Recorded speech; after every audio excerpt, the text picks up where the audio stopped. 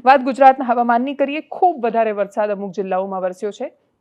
ગઈકાલે મેઘતાંડવ હતું, આજે પણ અનેક જગ્યાએ રેડ એલર્ટ હતું। શું સ્થિતિ સામે આવી? આવનારા દિવસોમાં કયા જિલ્લાઓમાં ખૂબ વધારે વરસાદની આગાહી અને શક્યતાઓ છે? કરીએ એના પર નજર। લો પ્રેશર કોઈ પણ વિસ્તારો ઉપરથી પસાર થતું હોય એટલે સામાન્ય રીતે ત્યાં ધોધમાર વરસાદો પડતા હોય। હા, એક ચોક્કસ છે કે સાયક્લોનિક સર્ક્યુલેશન હોય કે કોઈ હળવી અસ્થિરતા હોય ત્યારે સામાન્ય વરસાદો હોય છે, પણ લો પ્રેશર જેવી મજબૂત સિસ્ટમ છે કોઈ વિસ્તારમાંથી પસાર થતી હોય એટલે ચોક્કસથી ત્યાં ભારે વરસાદો નોંધાતા હોય છે। એ જ પ્રમાણે આ લો પ્રેશર છે એ અત્યારે આજની તારીખે વાત કરવા જઈએ તો દક્ષિણ પૂર્વ રાજસ્થાનના ભાગો ઉપર એનો સેન્ટ્રલ પાર્ટ છે અને એનો જે સિયર ઝોન હોય છે એ સિયર ઝોનના મોટા ભાગના જે પાર્ટ છે એ અત્યારે આપણા ગુજરાત ઉપર જોવા મળી રહ્યા છે। ગુજરાતમાં પણ ખાસ કરીને મધ્ય ગુજરાત અને ઉત્તર ગુજરાત ઉપરથી એના સિયર ઝોન જે પસાર થઈ રહ્યા છે, જેને કારણે છેલ્લા 2 દિવસથી રાજ્યની અંદર મેઘતાંડવ જેવો માહોલ છે। અતિથી ભારે અતિ વરસાદો છે એ પણ નોંધાઈ રહ્યા છે। એમાં પણ ખાસ કરીને ઉત્તર ગુજરાત, મધ્ય ગુજરાતના ભાગો અને જે મધ્યપ્રદેશ બોર્ડર લાગુ વિસ્તારો છે આ તમામ વિસ્તારોની અંદર છેલ્લા 2 દિવસથી વધુ વરસાદો પડી રહ્યા છે। મોરબી, સુરેન્દ્રનગર, બોટાદ અને ભાવનગર આ 4 જિલ્લા એવા છે કે જેમાં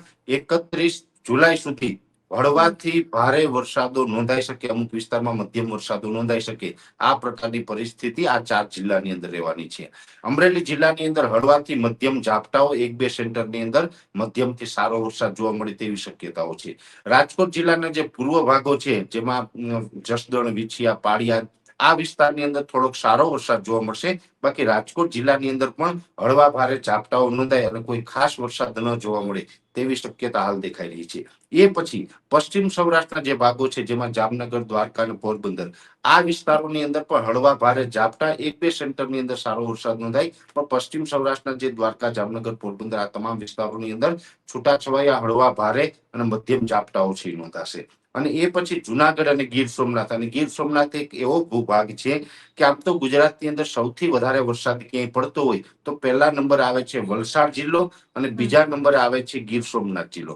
ગીર સોમનાથ જિલ્લો છે એ સ્વાભાવિક રીતે અરબ સાગરને કાંઠે આવેલો એક વિસ્તાર છે અને ત્યાં જંગલ વિસ્તાર પણ લાગે છે। તમામ પરિબળો છે એ વરસાદ માટે ત્યાં સાનુકૂળ હોય છે, જેને કારણે વલસાડ જિલ્લા પછી કોઈ બીજા ક્રમે હોય તો એ છે ગીર સોમનાથ જિલ્લો। ત્યાં વધુમાં વધુ વરસાદ પડતો હોય છે, પણ ચાલુ વર્ષની વાત કરવા જઈએ તો ચાલુ વર્ષે ગીર સોમનાથ જિલ્લામાં કોઈ ખાસ વરસાદનું પરફોર્મન્સ જોવા નથી મળ્યું। અત્યાર સુધી ત્યાં નબળું રહ્યું છે ને હજુ પણ ત્યાં 31 જુલાઈ સુધી જે વરસાદો પડવાના છે તેમાં હળવા ભારે ઝાપટાઓ નોંધાય, 1-2 સેન્ટરની અંદર કદાચ સારો વરસાદ નોંધાય, બાકી ગીર સોમનાથ જિલ્લામાં પણ હળવા ભારે ઝાપટા નોંધાય। એવી રીતે જુનાગઢની પણ પરિસ્થિતિ રહેવાની છે।